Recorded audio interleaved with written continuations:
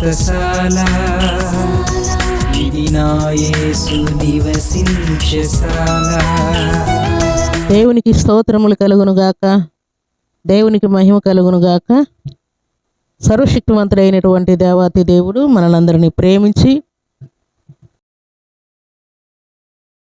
ఆయన ఇచ్చినటువంటి శుభదినాన్ని బట్టి దేవదేవుని స్తుతిస్తూ ఉన్నాను. మీ అందరికీ శుభములు వందనములు తెలియజేస్తున్నాను. ప్రియులారా, శుభదినాన సర్వాధికారి మనకిచ్చినటువంటి లేఖన భాగం చదువుకుందాం. 2వ రాజుల గ్రంథం 22వ అధ్యాయం 19వ వచనాన్ని చదువుకుందాం.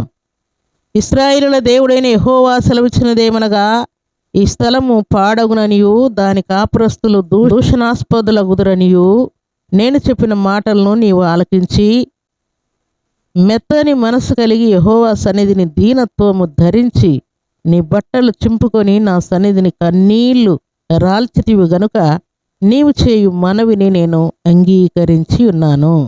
దేవుడి శ్రేష్టమైన మాటలు దీవించి ఆశీర్వదించునుగాక.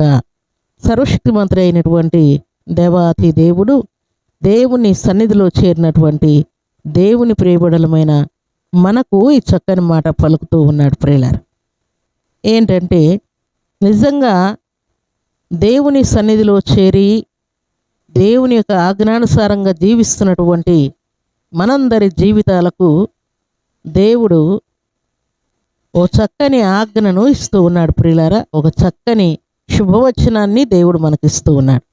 ఇక్కడ వ్రాయబడిన మాటలో దేవుని సన్నిధిలో ప్రార్థన చేస్తున్నటువంటి వారు రాజులైనా అధికారులైనా ప్రధానులైనా ఎవరైనా సరే దేవుని సన్నిధిలో ప్రార్థన చేస్తూ ఉన్నప్పుడు అక్కడ యూదారాజు దేవుని సన్నిధిలో ప్రార్థన చేస్తున్నాడు.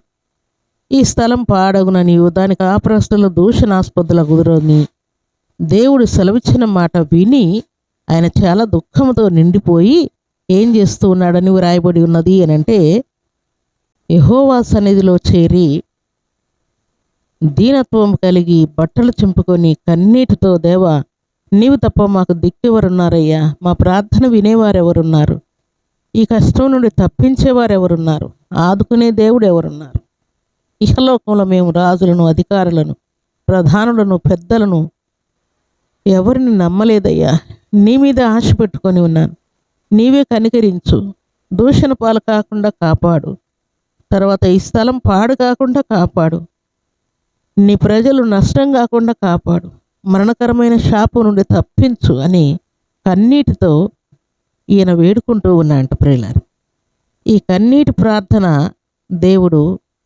చూచి వెంటనే దేవుడు కనికరముతో నిండిపోయి ప్రార్థన ఆలకించాను, నీ ప్రార్థన నేను అంగీకరించాను అని సెలవిస్తూ ఉన్నాడు. దేవుని సన్నిధిలో మనం ప్రార్థించినప్పుడు ఒకవేళ పెద్దలు అధికారులు లేక ఇంటివారు భర్త భార్య మన ప్రార్థన మన ప్రయాస మన కష్టమును అర్థం చేసుకోకపోవచ్చు ప్రియులారా, కానీ మన ప్రియరక్షకుడు మన కన్నీటి ప్రార్థన ఆలకించే దేవుడుగా ఉంటూ ఉన్నాడు. నువ్వు కన్నీటితో విలపిస్తున్న సంగతి, భర్తను బట్టి విలపిస్తున్నావేమో, భార్యను బట్టి విలపిస్తున్నావేమో, పిల్లల్ని బట్టి విలపిస్తున్నావేమో, జాబ్ లేదని కన్నీరు కారుస్తూ ఉన్నావేమో, లేక ప్రమోషన్ క్లియర్ కాలేదని కన్నీటితో విలపిస్తూ ఉన్నావేమో, దేవుని సన్నిధిలో ఉపవాసంతో కనిపెడుతున్నావేమో, నిత్యం మానక కన్నీరు కారుస్తూ ఉన్నావేమో. అయితే దేవుడు అంటూ ఉన్నాడు, నీవు కన్నీళ్లు రాల్చితివి గనక నీ మనవి నేను అంగీకరించి ఉన్నాను అని అంటూ ఉన్నాడు. దేవునికి స్తోత్రములు కలుగునుగాక. దేవుని సన్నిధిలో కన్నీరు కార్చినటువంటి భక్తులు ఎందరో ఉన్నారు ప్రియులారా. భక్తుడైనటువంటి దావీదు, భక్తురాలైనటువంటి ఎస్తేరు, భక్తురాలైనటువంటి శారమ్మ, రిబ్బకమ్మ, రాహిలమ్మ, అలాగే దేవుని సన్నిధిలో ఎందరో కన్నీరు కార్చి ప్రార్థించారు ప్రియులారా. భక్తుడైనటువంటి ఇర్మియా, ఈ భక్తులందరూ కన్నీటితో ప్రార్థన చేసినప్పుడు వెంటనే దేవుడు వారి మొరలు ఆలకించినట్టుగా అంగీకరించినట్టుగా వ్రాయబడి ఉన్నది ప్రియులారా. ఈ శుభదినాన దేవుని సన్నిధిలో నువ్వు ప్రార్థించే నీ మనవిని నీ కన్నీటిని దేవుడు చూస్తూ ఉన్నాడు ప్రియులారా. మన దేవుడు చూచే దేవుడు, ప్రార్థన వినే దేవుడు, జవాబిచ్చే దేవుడు, ఆదరించే దేవుడు, స్వస్థపరిచే దేవుడు, హెచ్చించే దేవుడు ప్రియులారా. దేవుని సన్నిధిలో చేరినటువంటి దేవుని ప్రియబిడలమైన మనమందరం కూడా దేవుని సన్నిధిలో అడిగిన మనవులన్నీ కూడా దేవుడు అంగీకరిస్తున్నానని ఈ మాట ద్వారా దేవుడు సెలవిస్తూ ఉన్నాడు. నిజముగా మెత్తని మనస్సు కలిగి దీనత్వాన్ని ధరించుకొని దేవుని సన్నిధిలో కన్నీరు కారుస్తున్నందుకు నిశ్చయముగా దేవుడు నీ హృదయ కోరిక తీర్చి 30 60 100 నిన్ను ఆశీర్వదించి అభివృద్ధిపరిచి ఆయన మేలుల చేత దేవుడు నిన్ను తృప్తిపరచబోతున్నాడు. శాపాన్ని కొట్టివేస్తూ ఉన్నాడు, మరణాన్ని కొట్టివేస్తున్నాడు, పాపమును అలాగే పాడును నష్టాన్ని సమస్తమును కూడా దేవుడు తుడిచివేస్తున్నానని దేవుడు ఆజ్ఞాపిస్తున్నాడు. దేవునికి స్తోత్రములు కలుగునుగాక.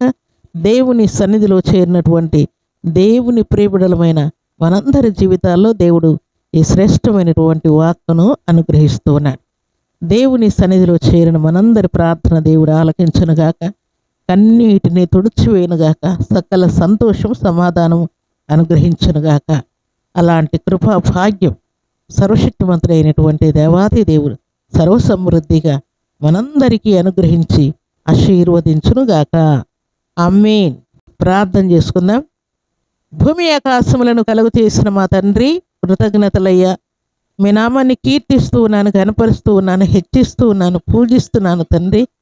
అలనాడు యూదా రాజు యొక్క ప్రార్థన, ఆయన కన్నీటిని, ఆయన దీనత్వాన్ని చూసిన దేవుడు, ప్రార్థన అంగీకరించిన దేవుడు, ఆదరించిన దేవుడు, నీ ప్రార్థన నేను అంగీకరించి ఉన్నానని సెలవిచ్చిన దేవుడు, కోట్లాది వందనములు. ఈ సమయంలో ఈ మాటలు వినబడాలందరి కన్నీటిని తుడిచిన దేవుడు, దేవా కోట్లాది వందనాలు.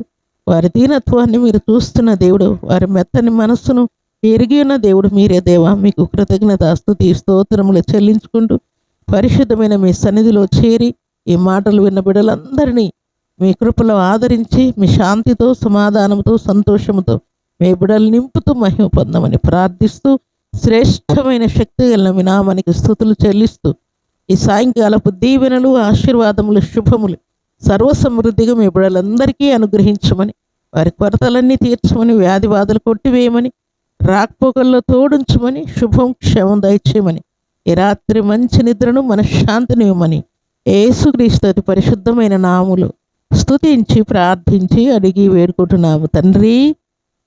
ఆమేన్.